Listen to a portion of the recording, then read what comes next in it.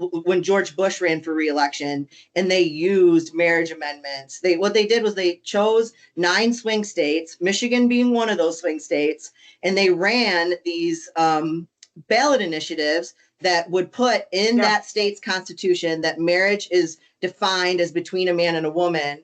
And there's this movie called And So Goes the Nation, and it's a documentary about Bush's campaign.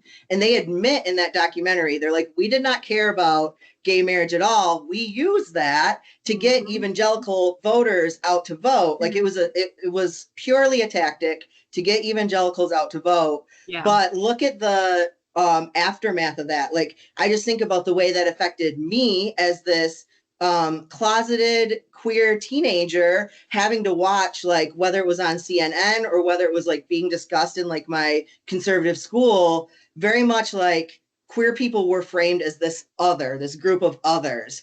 And I remember this must have been around 2000 because it was like me looking at census data, because I was like, what's going to happen to me? I'm going to have to move. I don't want to move to California. But like, if you would have asked me in 2000, how many gay people I thought were in Michigan, I would have guessed like 12 to maybe 20. Like I didn't, I thought that, and like the way they would frame it was very much like queer people are this group of others.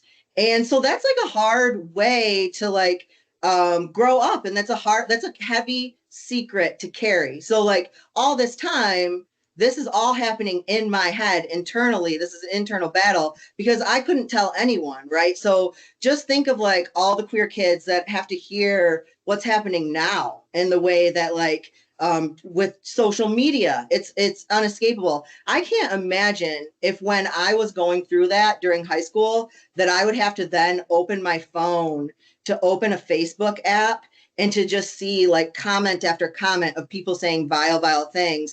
I might not be here today if like that were the reality I was living in.